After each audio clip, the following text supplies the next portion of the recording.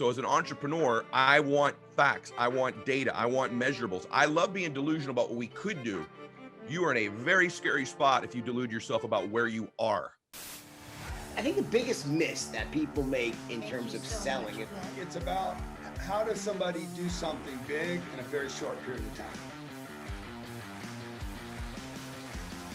We're going to be transitioning here to someone just incredibly special. This is the second time he's been on our show, and it's Ed Mylett. And if you don't know who he is, then come on, man, you got to wake up. You got to go watch more of Evan's YouTube channel so you can see all the videos he has on Ed Mylett. He is just a spectacular human being. And what we're talking about today, Ed, is belief as the main separator for a lot of people. And I kind of got frustrated when I was creating the title of this event because I feel like now more than ever, we're just so flooded by how-to information and tips and tricks and ebooks and educational videos. And there's a few small percentage of people like you who create a multi-$100 million net worth and all this success. And I could hand a blueprint to someone like you on how to build a $500 million company or something, and you would do it. But I could also hand that blueprint to 100 other people, and maybe one of them would figure it out, maybe a decimal point of one, a percentage of one, right? And the separator is this unquenchable belief. But I actually want to hear from you. What do you think the separator, if someone has all the knowledge, all the how-to, all the tips, what is the separator for achievers? I just was talking about this. There's two things, and they're not the same thing. There's self-confidence and there's identity. Those are the two separators for sure with all achievers. As you know, I'm blessed to coach some of the top people. Well, I'm friends with. I end up coaching them, but lately I've been working with a lot more UFC fighters. It's really interesting. I have a fighter that's fighting this weekend. Her name's Michelle Watterson. She's a friend. She's been on my show. They call her the Karate Hottie Mama, and she's an incredible fighter, one of the best in the world. And she fights this weekend, the main event. And my only concern is not her skill set. It's not her ability to execute. It's that she's such a kind, good person. It's her, by the way, you hear me okay on my mic? Am I good? Okay. It's her self-confidence. It's her believing she deserves to win. Oftentimes, really, really good people, ironically, suffer with self-confidence issues. Whereas I have other fighters that aren't as skilled as her that dominate people because they have an overestimation almost of their ability. So the first part of it, I would say, is self-confidence. Self-confidence is the process of keeping the promises you make to yourself. Self-confidence is self-trust. When you consistently do the things you tell yourself you're going to do, you build a relationship and a reputation with yourself where you can trust you. So that helps you execute when you hand me that $500 million plan. The second thing is your identity, which we've talked about before. This is the invisible force that guides your entire universe, and it always will. And we covered this before, but your identity is an internal thermostat that tells you it's the thoughts, concepts, and beliefs that you hold to be most true about yourself. And you were given it mainly as a child. And then in life, beliefs are like something that you kind of have. It's like a tabletop. And what you do is your mind goes to find references to confirm you're right, to strengthen the belief. And the more legs you get, the more sturdy this belief becomes, good or bad. So if you believe you're average, ordinary, or people don't respond well to you, or things don't go your way, or life's difficult, whatever the belief system is, you'll find references for it. And then it's a really sturdy belief. This is how your identity works. It's like a thermostat on the wall. Long answer, but important. If it's set at 75 degrees, the external conditions are immaterial. It could be 100 degrees outside here at the beach. This room is going to get regulated back to 75 degrees. If it's 40 degrees outside, you heat the room up 75 degrees. That's your identity. So I can hand you a $500 million plan, but if you're a 75 degree identity, you will find a way eventually to cool your life back down to 75 degrees of whatever it is: faith, fitness, results, money, etc. So the key thing is in changing that internal thermostat where you then believe when someone hands you that plan that you're worth 100, 150, 200, 300, 500 degrees of that plan. That's the work I've done on myself over the last 30 years, is my identity. And I could talk for a minute if you want about how you shift that, but that's the governor on your entire life. It seems coincidental. Car broke down, lost this client, this deposition didn't go well, whatever it might be. It's not coincidental. You always find a way to get your identity in your life, always. And if you don't change that, I can give you the best business in the world, the best ideas in the world. By the way, in your body, if you're a 75-degree body, but you say you want 150, I give you the 150-degree diet and nutrition plan. Maybe for a while you'll get to 150. You ever notice this? You're fit. You're a year later, 2 years later, you're back to 75 degrees of fitness. Relationship. You have these kind of relationship at 75 degrees. You're in this dream relationship. It's all amazing. Somehow a year or two later, you find a way to cool that sucker back to 75 or get out of it altogether. So you'll always get your internal thermostat. Unbelievable. And I think, one of the things I want to kind of talk about is delusion, and where is the line between delusion and self-belief? Okay. In our company, we've had, 3x growth, 3 years in a row, year over year. Wonderful. And I'm constantly challenged to reverse engineer what must be true on a monthly basis based on our quarterly goals, and what must be true on a weekly basis based on our monthly goals, and then to track that and have numbers tied to it so that every week I'm slapped in the face with reality, right? So I'm not losing track of that reverse engineered number that must be hit. So talk to us about, how do you know, like, where's the line between delusional self-belief and real measured self-belief with habits to follow it? Okay, there's a difference between capacity and reality. I love delusional capacity. I believe in it. I like it with my athletes. I like it with business people. I like it with speakers. I love delusional people. Remember this: weird, rich, normal, poor. Crazy, delusional people rule the world. Elon Musk is a delusional human being. Barack Obama or Donald Trump, whichever your flavor is, each of them are delusional people. For Barack Obama to think he could be president of the United States, basically being a professor and a community organizer, is insane. He ended up being the leader of the free world, being a senator barely for a year or two. For Donald Trump, with all of his idiosyncrasies, to think he's the guy who should lead the free world. So I like delusional capacity. However, you're exactly right. The line is reality. So as an entrepreneur, I want facts. I want data. I want measurables. I love being delusional about what we could do. You are in a very scary spot if you delude yourself about where you are. And so the best of the best know they can define reality, accept it, doesn't bother them, so that they can execute from that place, but they have delusional capacity. Most entrepreneurs have that reversed. They have no delusions about their capacity and underestimate that. And they are delusional about where they currently are because they don't look at data enough. They don't look at raw numbers. So you have the two. So I want to encourage what you think is delusional capacity, because if you'd have met me when I was, say, 30 years old, you'd have thought, if I'd have told you I'd be where I am now, let's just say financially, you'd have said, you are out of your damn mind. You're delusional. You're not even in a business that could generate that kind of wealth. You're insane. So good luck with that whole dreaming thing you're doing. However, as I was doing that, I was extremely measured. What's my cash savings? What do we have on the books? What do we have in the pipeline? What do we have next month? What did we do this time last year? What's this quarter look like over the previous quarter? Real, measurable, tangible results. The best entrepreneurs are the biggest realists in the world about reality, and they are the most delusional about capacity.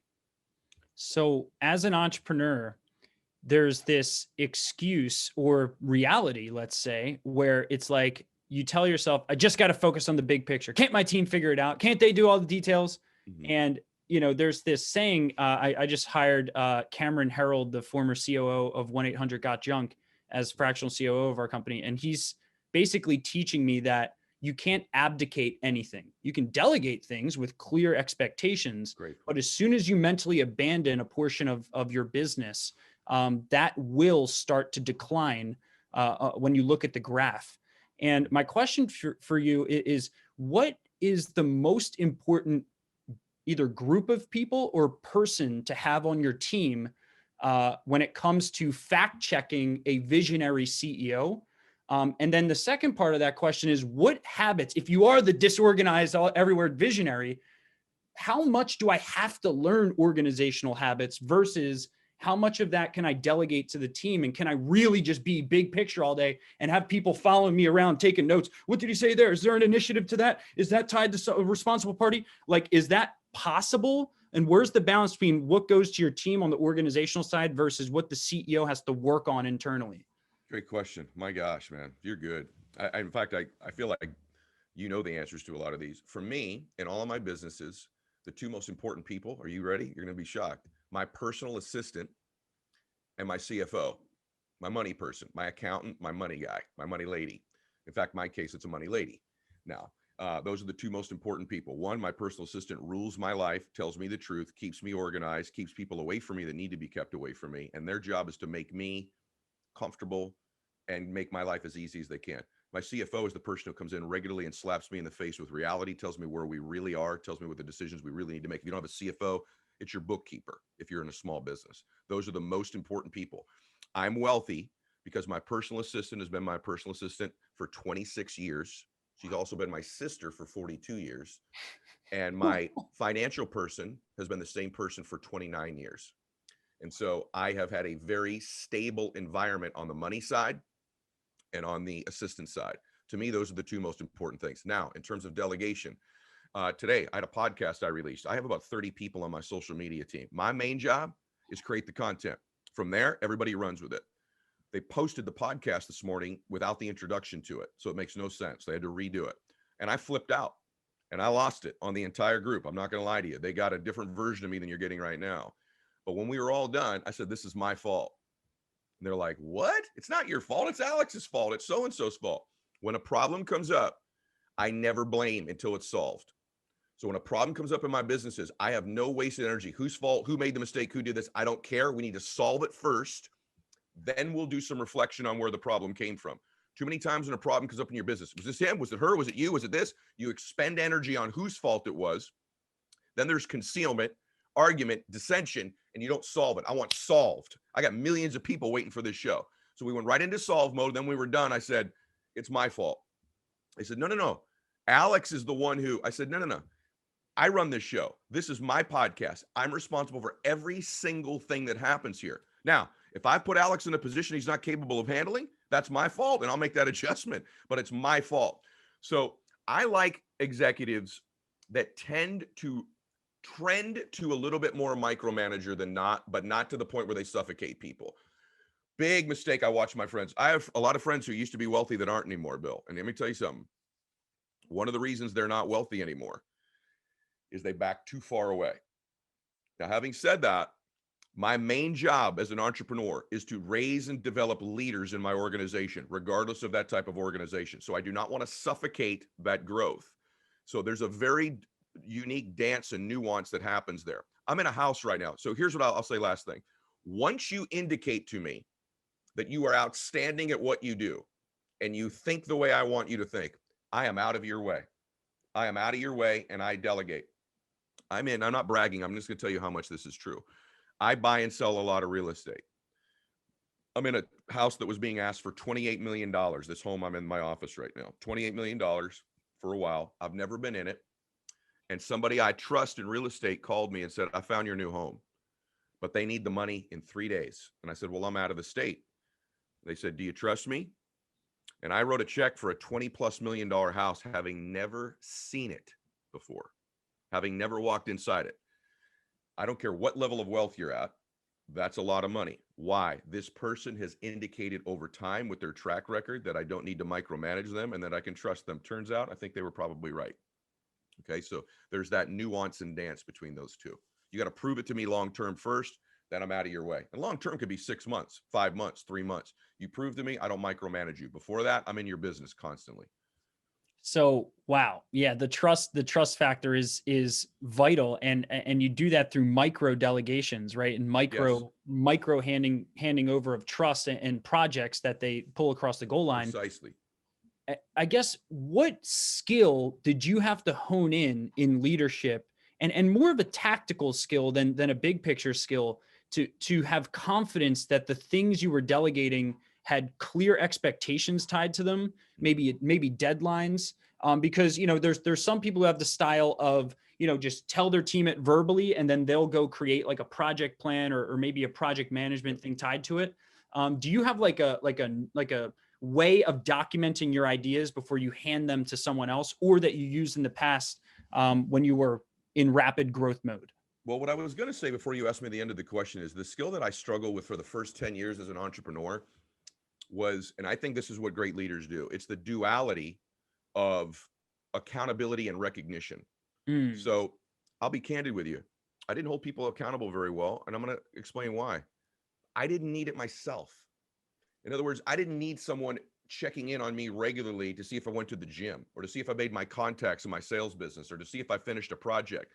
And so in my mind, you were just weak if you needed someone to hold you accountable. Then I learned accountability is an opportunity to completely grow this person's identity, which is what we discussed in the very beginning. So I love hyper accountability with gargantuan recognition attached to people who deliver. So my secret gift as a leader, my ability to expand vision, but that's a big picture thing, and you asked not for that. It's my ability to recognize and acknowledge people who achieve. I make them feel so special, so incredible, so loved, so appreciated, so confident in themselves. And the only pathway to doing that is accountability. I can't give you the gift of massive recognition if we're not accountable all the time. And you only want to be hyper accountable if you know at the end of that accountability, there's a present, there's a gift. So I believe in running an organization that is, I get data daily, sales numbers, volume numbers, you name it, in all of the business. I have 23 of them now. But I think if you ask most of the people in my company, maybe today I violated it. It's really weird. I was so hard on them about this podcast thing. I probably went too far. But typically they'd say, I like being around Ed because we are accountable by the minute, by the second for everything we do. But when we deliver, he makes us feel like Superwoman. And so I think those are my two gifts. I think most organizations don't do that. They don't do a lot of accountability. And if they do, they don't attach more recognition than they do accountability. You leaders out there, I don't care if you've got 6 people, 8 people, 2 people, your ability to recognize people and do special things. And for the record, some of those things are like what I'm going to do today. It is not money. It's not a plaque or an award. It's a personal letter that I'm writing to one of the ladies in one of our companies by hand. And let me just say this to you. This letter is going to her 2 daughters at their home, telling them how amazing their mother is, the difference she's making working in our company, how much they should be proud of her. And I'm assuming these daughters are going to get this letter, and that letter is going to go up on that refrigerator in their kitchen and be there for quite a long time. And every time their daughters, every time this woman walks by there, she's going to be thinking about how grateful she is that she works with us. And you know what this woman does, by the way? She works inside the warehouse of a needle company that I own. And I just happened to see her in there out working everybody. I asked what her name was. I met her, and I'm writing her daughters this letter. That's a form of recognition to me. It's going to make her want to be more accountable. And by the way, it just makes me feel better as a human being. So it's little things like that.